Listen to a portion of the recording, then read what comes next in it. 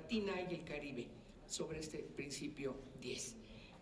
Les vamos a dar el tiempo que sea necesario a nuestro conferencista magistral, el señor John Knox, que nos hablará sobre el tema de los derechos humanos ambientales en la región latinoamericana, su importancia de estos derechos ambientales en el marco del derecho internacional de los derechos humanos.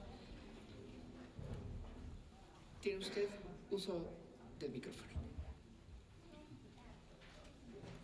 Thank you very much. And thank you. Es un gran honor y un placer estar aquí con ustedes. Lamento hablar inglés y mi español no es el nivel que yo hubiera deseado para presentar una conferencia de esta índole.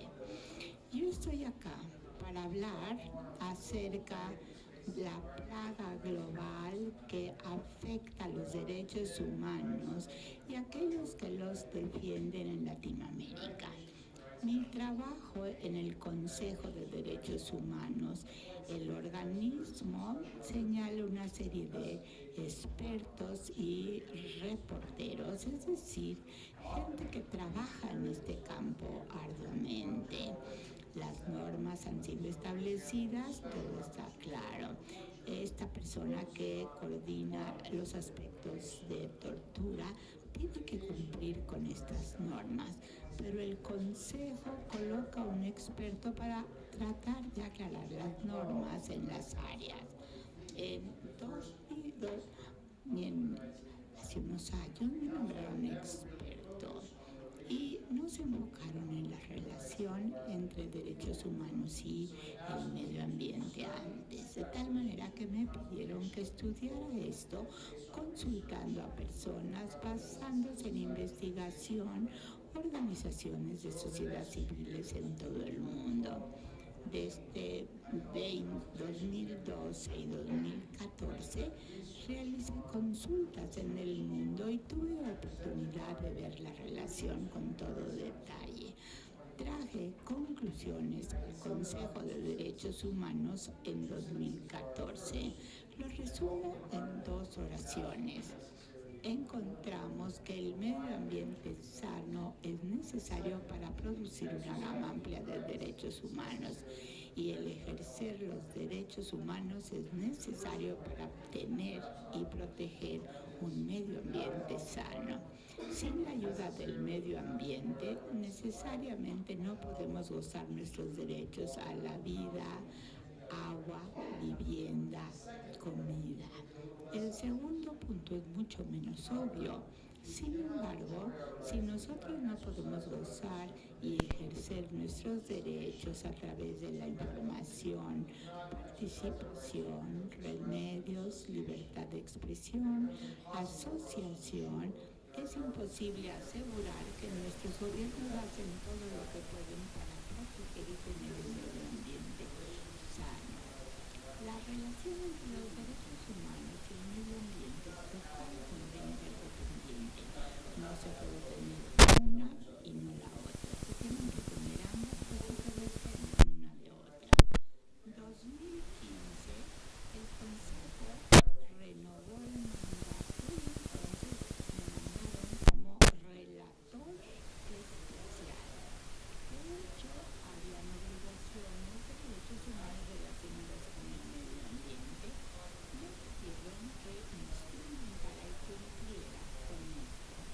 El mandato era un mandato normal de derechos humanos. En los últimos 2 años y medio he hecho lo mejor para poder implementar y cumplir. He recibido recomendaciones, he ayudado a los saberes como facilitador, he promovido ejercicios como negociación y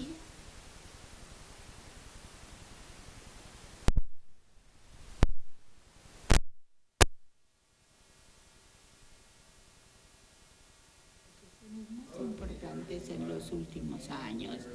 En el área de derechos humanos y detail about it shortly, but the main point of entrar en detalle, pero el punto toral del acuerdo es reforzar la implementación, ver las obligaciones del Estado para proporcionar acceso a la información, asuntos ambientales, acceso a la participación en la toma de decisiones que tienen que ver con el medio ambiente, acceso a la justicia, a remedios y desde luego evitar el daño.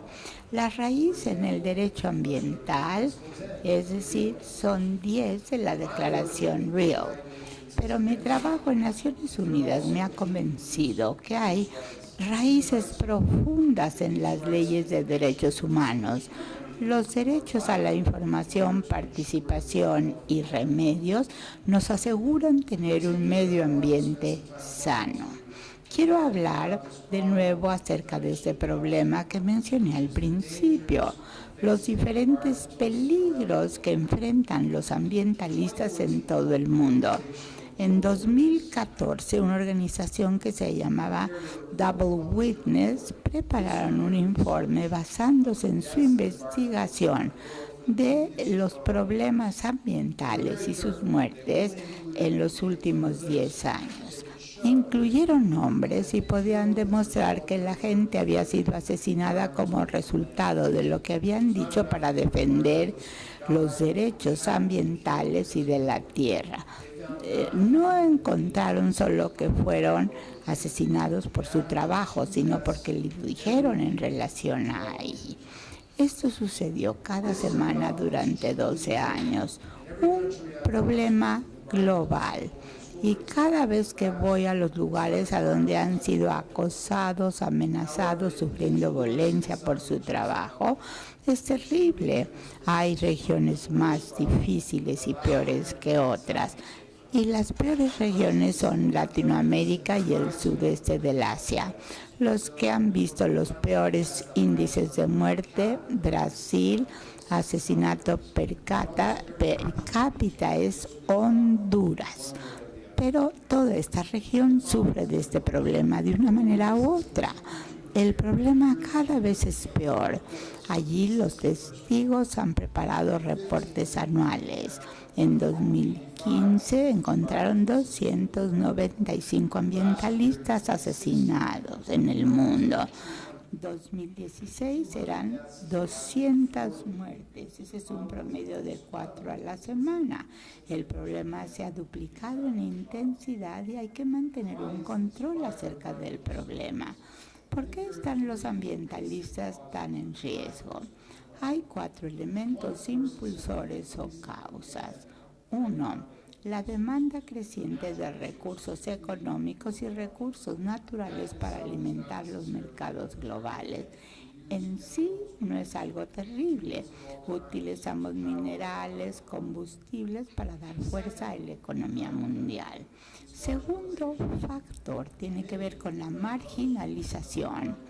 La mayor parte de los ambientalistas asesinados son miembros de grupos que han sido marginados dentro de su sociedad. 185 muertes, 67 eran de gentes nativas que estaban en la localización a donde estaban los recursos naturales, que estaban en un gran riesgo, porque eran los que trataban de enfrentarse y oponerse al desarrollo. Pero los recursos naturales, los grupos marginalizados, que no experimentan este tipo de problema. Y el factor número 3 y más importante es la falla del Estado de Derecho. La falla del Estado de Derecho permite que estos asesinatos y matanzas se susciten. Una y otra vez vemos que los asesinatos están allí. Los asesinos piensan que nunca van a ser castigados. En ocasiones tienen razón. Global Witness de 908, 6 de estos asesinatos tuvieron este tipo de análisis legal. Solamente si no hay una, castigo, nosotros vemos qué es lo que sucede. Esto por un lado. Por otro lado, cuando hay un Estado de Derecho que investiga y castiga ese tipo de amenazas, las cifras son mucho más bajas. Y me lleva al acuerdo de ECLAC, siglas en inglés. Es importante por varias razones, pero una razón en particular es que va a ayudar a enfrentar a esta plaga en contra del ambiente en todo el mundo. Por muchas razones, hay una disposición en el estudio principal para poder proteger a los ambientalistas. Los gobiernos ya tienen esta obligación. El acuerdo del ECLAC, mandando guías y requisitos claros para la participación, información y remedio, ayuda a eliminar las situaciones que surgen cuando el acuerdo de los ambientalistas o la comunidad autóctona o nativa o la gente que encuentra mayor información acerca de un proyecto que afecta su vida tratan de evitar situaciones y eso es un conflicto de muerte porque crea procedimientos a través de los cuales la gente encuentra información en cuanto a la localidad concreta o el ámbito local. A las gentes muchas veces ven esto, no les gusta, otras veces las reglas se siguen y van a los tribunales y el juez decide quién está bien o mal. El acuerdo de ECLAC tiene otras razones para ser importante, pero esta es la razón principal. Otras razones, establecer un marco de trabajo detallado y correcto para instrumentar la implementación de dicho marco de trabajo. Con las reglas claras hay una mejor opción. Hay muchos países en la región como México que tienen unas leyes sólidas, participación, remedio y otras cosas. Pero muchos países no la tienen, entonces tienen que compartir sus buenas prácticas con otros. La región en sí debe de elevar sus estándares, sus normas. Es importante que países como México tomen la pauta, tomen la batuta, porque dicen, bueno, hay temas que tienen que ver con la implementación o aplicación, pero hay reglas en relación a estas reglas. Hay formas de compartir la información con otros países.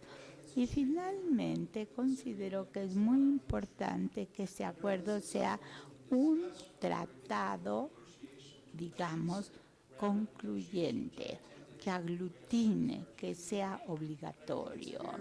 Se ha hecho en Buenos Aires, Argentina y en otros lados. Debe de ser un acuerdo, un tratado obligatorio, porque los tratados son mucho más serios que las declaraciones. La declaración real es básica, es importante. Hay otros países que los gobiernos han establecido principios voluntarios en este sentido. Si toda esta negociación está allí, es para poder producir otra negociación no obligatoria y es diferente. Un tratado hace claro que este es un instrumento correcto, legal y simbólicamente envía el mensaje al mundo que la región toma todo esto seriamente. El mundo está viendo. En Suecia estaba yo hablando con la Agencia de Desarrollo Suecoambiental y esto es lo que dijeron. Observando los estados de Latinoamérica y el Caribe negociar este tratado envía un fuerte mensaje, por ejemplo, al sudeste de Asia, que está detrás de todo esto también. Cómo se maneja y cómo se debe de manejar para que funcione mejor. Los invito a que den el apoyo necesario para que se torne en un mejor resultado.